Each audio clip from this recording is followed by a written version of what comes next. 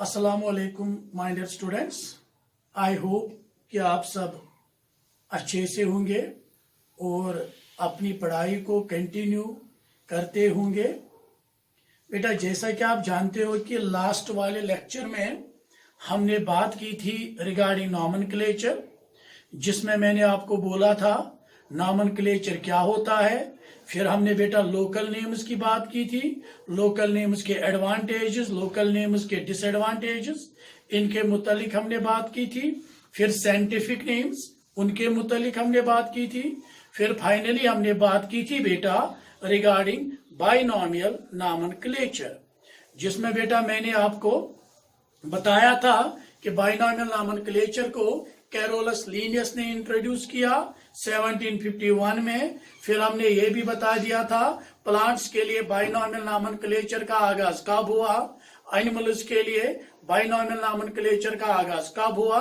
और बेटा आज के लेक्चर में हम देखते हैं कि रूल्स ऑफ बाइनोमियल नॉमेनक्लेचर। आज हम बेटा बात करेंगे कि रूल्स ऑफ बाइनोमियल नॉमेनक्लेचर, कौन से रूल है बाइनोमियल नॉमेनक्लेचर की। बेटा रूल नंबर फर्स्ट इज, हर किसी लिविंग ऑर्गेनिज्म का एक साइंटिफिक नाम होता है और वो साइंटिफिक नाम बना होना चाहिए दो वर्ड्स का। वही मैंने लिखा, साइंटिफिक नेम बना होना चाहिए दो वर्ड्स का। एक वर्ड होता है जेनेरिक नेम, दूसरा वर्ड होता है स्पेसिफिक एपिथेट, और यू कैन से बेटा स्पेसिफिक नेम। जिगर मेरा जेनेरिक नेम हमें बताता है regarding genus and specific name हमें बताता है रिगार्डिंग स्पीशी। यहां पे मैं एग्जांपल से सिखाऊंगा। Here example is Rosa indica. जिगर मेरा, this is scientific name, this is botanical name of Indian rose plant.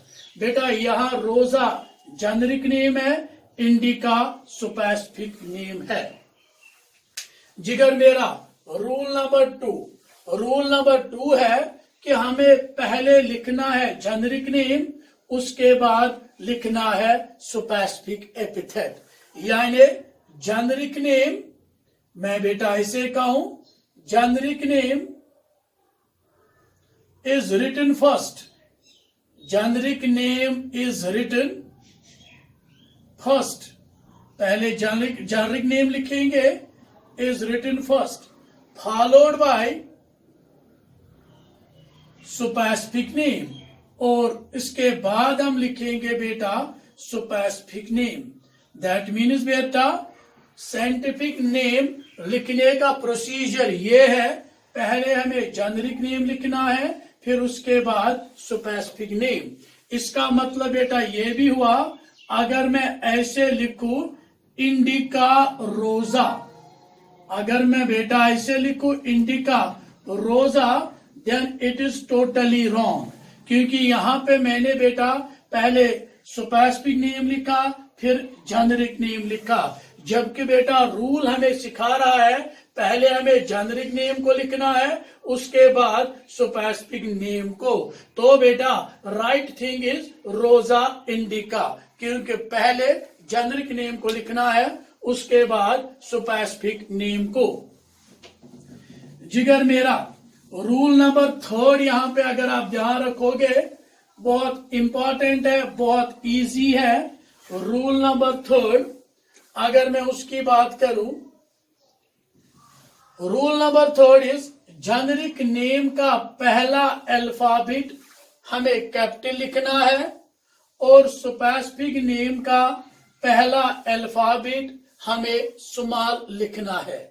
यहां पे एक्सेप्शन भी है, अगर स्पेसिफिक नेम है based on name of scientist और it is based on any other personality, तब आप इसका पहला अल्फाबेट कैपिटल लिख सकते हो।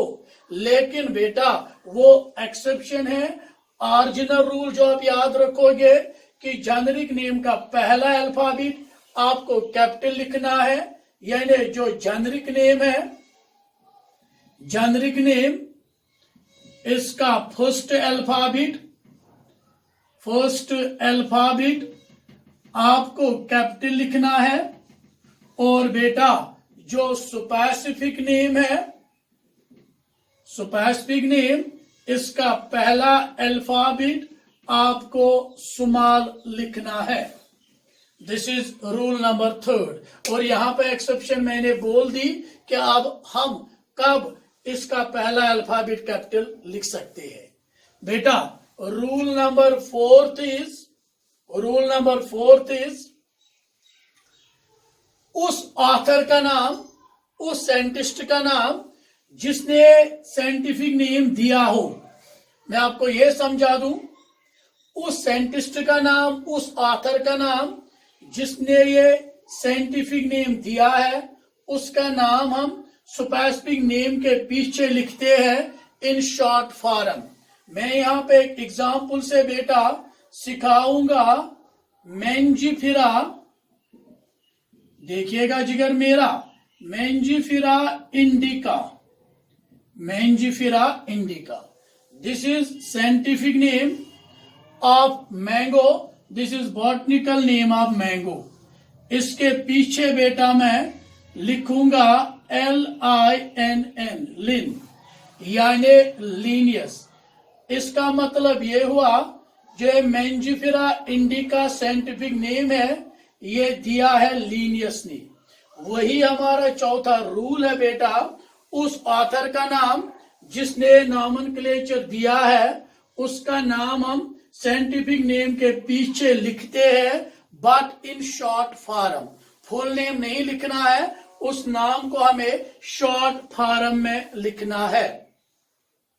बेटा this is also called author citation.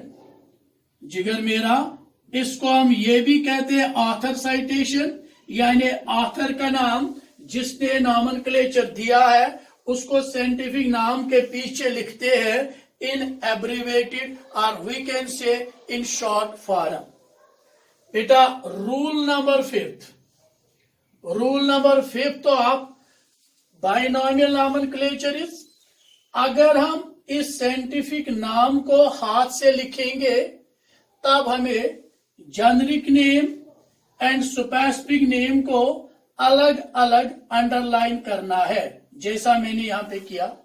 फिर से सुनिए, अगर हम साइंटिफिक नाम को हाथ से लिखेंगे तब हमें generic name and specific name को अलग अलग अंडरलाइन करना है।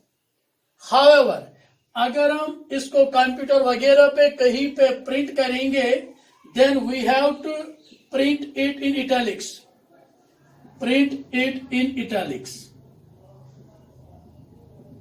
इटैलिक्स। अगर हम इसको बेटा प्रिंट करेंगे तब हमें इसको प्रिंट करना है इटैलिक्स में। चलिए जिगर मेरा, थोड़ा आगे बढ़ते हैं।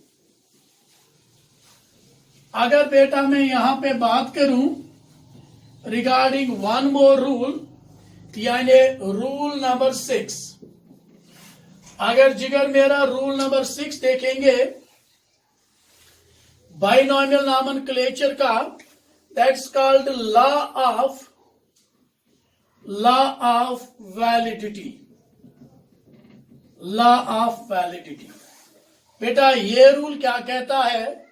ये रूल हमें कहता है वो सारे साइंटिफिक नेम्स जो एनिमल्स को दिए गए थे बिफोर 1758 और जो प्लांट्स को दिए गए बिफोर 1753, जो साइंटिफिक नेम प्लांट्स को दिए गए हैं बिफोर दिस डेट और जो साइंटिफिक नाम एनिमल्स को दिए गए हैं बिफोर दिस डेट, वो सब नाम माने जाते हैं इनवैलिड।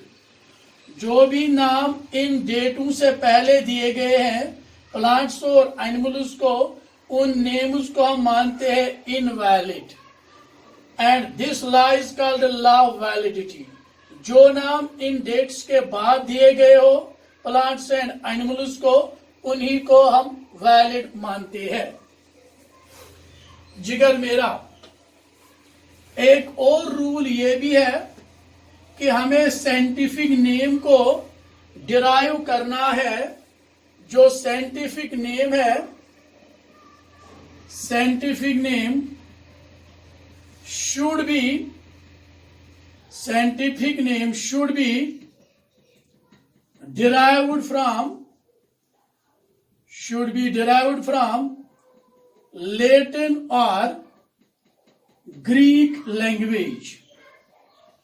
ये बेटा एक और रूल है कि जब भी हम किसी लिविंग ऑर्गेनिज्म को साइंटिफिक नाम देंगे, उस साइंटिफिक नाम को हमें डिराइव करना है या लेटिन लैंग्वेज से या ग्रीक लैंग्वेज से।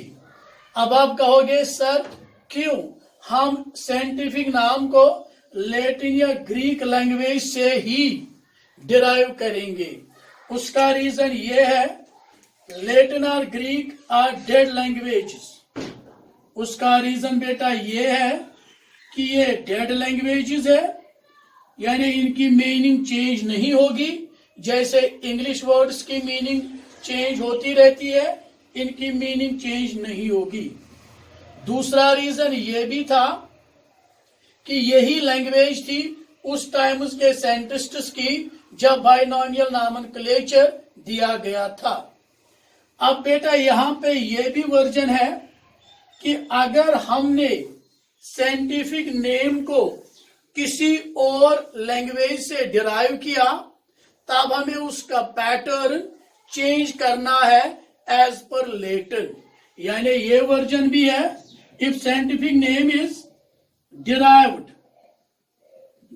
from any other language, if scientific name is derived from any other language, then its pattern should be changed as per Latin. Then its pattern should be changed as per Latin. तब हमें इसका pattern change करना है बेटा as per Latin language. जैसा कि मैं आपको बता दूं, इंडियन रोज प्लांट, ये जो बेटा इंडियन रोज प्लांट है, इसकी लेटिनाइज्ड फॉर्म है Rosa indica. Indian rose plant की लेटिनाइज्ड फॉर्म है बेटा रोजा इंडिका। इवन की बेटा आपको ये जान के भी हैरानी होगी, इवन कैरोलस लीनियस ने अपने नाम को भी लेटिनाइज किया। जैसा आप जानते हो, कैरोलस लीनियस का नाम था कार्ल वान लिन। इसने इस अपने नाम को भी लेटिनाइज्ड फॉर्म में लिखा, जो कि है कैरोलस लीनियस, जो कि है बेटा Carolus Linnaeus. And this rule is also जिगर मेरा called Latinisation of words. This rule is जिगर मेरा also called Latinisation of words. चलिए बेटा आगे बढ़ते हैं, एक और रूल हम देखते हैं, रूल नंबर 7। रूल नंबर 7 हम बेटा देखते हैं, which is called law of priority। law of priority बेटा ये लॉ हमें सिखाता है, अगर बाई चांस किसी लिविंग ऑर्गेनिज्म को दो साइंटिस्ट्स ने एक साथ नाम दिया, अब हम किसका नाम वैलिड मानेंगे और कौन सा नाम सिनोनिम मानेंगे? बेटा याद रखना, अगर किसी लिविंग ऑर्गेनिज्म को दो साइंटिस्ट्स ने एक साथ नाम दिया, तब हम उस नेम को वैलिड मानेंगे जो पहले, विच इज फर्स्ट पब्लिश्ड, जो नाम पहले पब्लिश किया गया हो। In case of plants after 1/5/1753 and in case of animals after 1/8/1758। इन डेट्स के बाद जो नाम पहले पब्लिश किया गया हो उसको हम मानेंगे वैलिड नेम, और जो इसका दूसरा होगा उसको हम मानेंगे बेटा सिनोनिम। जैसा मैं एग्जाम्पल लिख दूं, Albugo candida, Albugo candida and Cystopus candidus. Albugo candida and Cystopus candidus white rust के दो साइंटिफिक नेम है। पहले ये वाला पब्लिश हुआ था, इसीलिए एल्बिगो कैंडिडा वैलिड माना जाता है, और ये जो सिस्टोपस कैंडिडस है ये इसका सिनोनिम है बेटा। चलिए जिगर मेरा, रूल नंबर 8। रूल नंबर 8 बेटा ये है, अगर बाय चांस कोई साइंटिफिक नाम हमने चेंज किया, किसी भी वजूहात की बिना पे हमने साइंटिफिक नाम को चेंज किया, तब ओरिजिनल ऑथर का नाम जिसने इससे पहले नाम दिया था, वो ओरिजिनल ऑथर का नाम हम साइंटिफिक नाम के पीछे लिखते हैं इन ब्रैकेट, और उसके बाद लिखते हैं नए ऑथर का नाम। I will make you understand by an example. Albizia lebbeck, Albizia lebbeck. देखिए बेटा, एल्बिजिया लेबिक ब्रैकेट में लिखूंगा मैं लीनियस, उसके बाद लिखूंगा मैं बेंथम। इसका मतलब ये हुआ, ये जो एल्बिजिया लेबिक, जिसे हम कॉमन नेम वुमेन्स टंग भी कहते हैं, ये जो बेटा एल्बिजिया लेबिक है, ये एक प्लांट का नाम है जिसका नाम बाय चांस चेंज हुआ है। जो इसका पहला नाम है जो चेंज हुआ है वो दिया था लीनियस ने, अब जो नया नाम है वो दिया है बेंथम ने। वही मैंने बताया था, अगर बाय चांस कोई साइंटिफिक नाम हम चेंज करेंगे किसी भी वजह से, तब उस ऑथर का नाम जिसने इससे पहले नाम दिया था वो लिखेंगे ब्रैकेट में, और जिसने नया नाम दिया था वो उसके बाद ब्रैकेट से बाहर लिखेंगे। यहां से क्लियर होगा, एल्बिजा लेबिक ये नया नाम है जो बेंथम ने दिया है। जो इसका पहला नाम है परहैप्स एल्बिजा मिमोसा, वो दिया था लीनियस ने, अब वो चेंज हुआ है, नया नाम ये है, ये दिया है बेंथम ने। चलिए बेटा,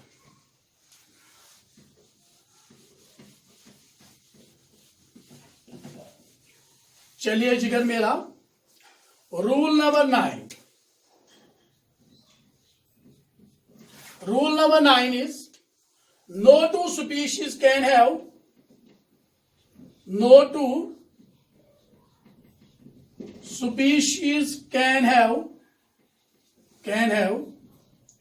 same generic and specific name. बेटा, no two species can have same generic and specific name. दो स्पीशीज का जेनरिक और स्पेसिफिक नेम सेम नहीं हो सकता है। अगर उनका जेनरिक नेम सेम होगा तो स्पेसिफिक नेम डिफरेंट होना चाहिए। अगर उनका स्पेसिफिक नेम सेम होगा तो जेनरिक नेम डिफरेंट होना चाहिए। I will show you by an example. Rosa indica, बेटा भूलना नहीं है, जो रूल्स हमने पढ़े उनको फॉलो करना है, इसको सेपरेटली अंडरलाइन करना है। पहला अल्फाबेट कैपिटल लिखना है, इसका स्मॉल लिखना है, याद है ना बेटा? Very good. Rosa indica. Another one is मेंजिफेरा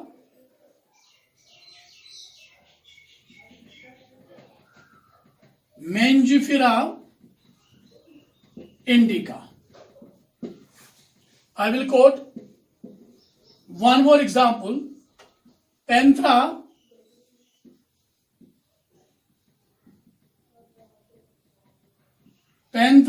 leo and Panthera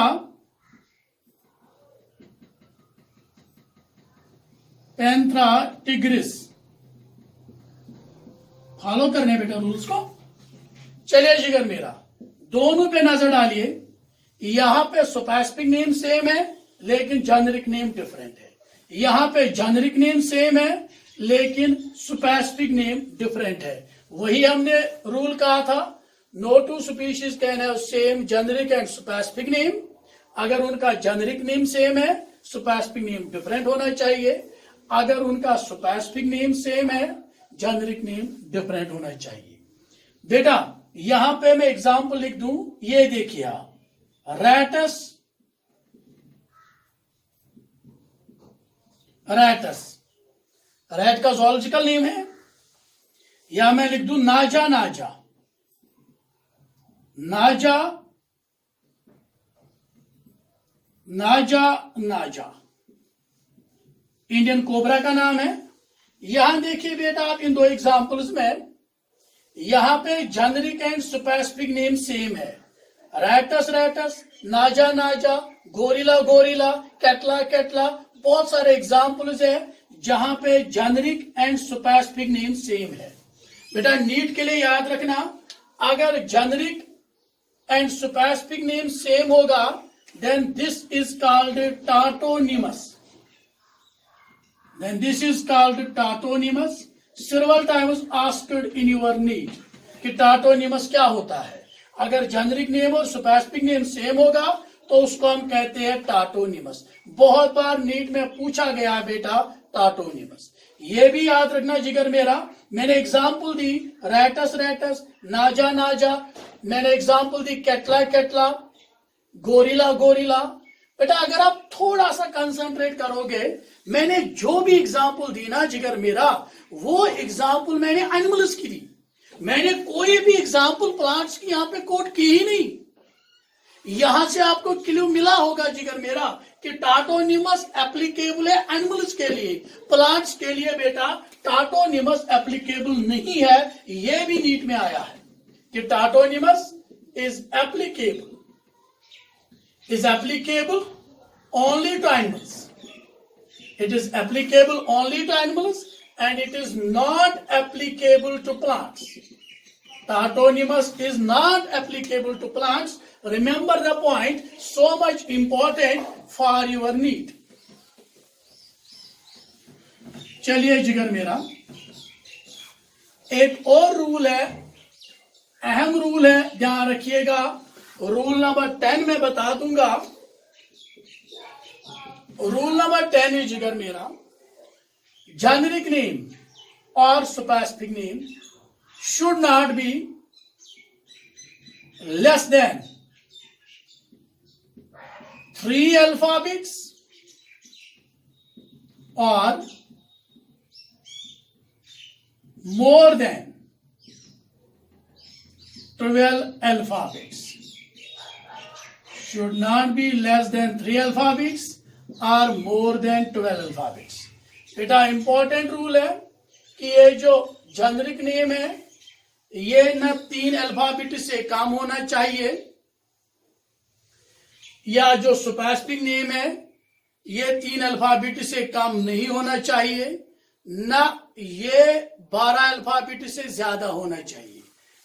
generic name न 3 अल्फाबेट से कम होना चाहिए, न 12 अल्फाबेट से ज्यादा होना चाहिए।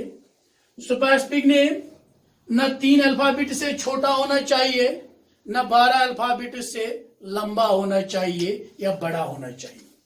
बेटा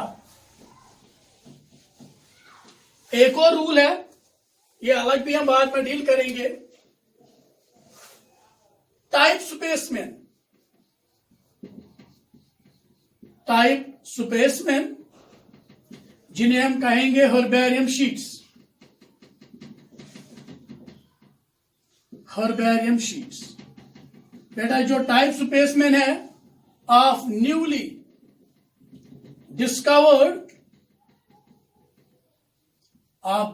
डिस्कवर्ड प्लांट्स should be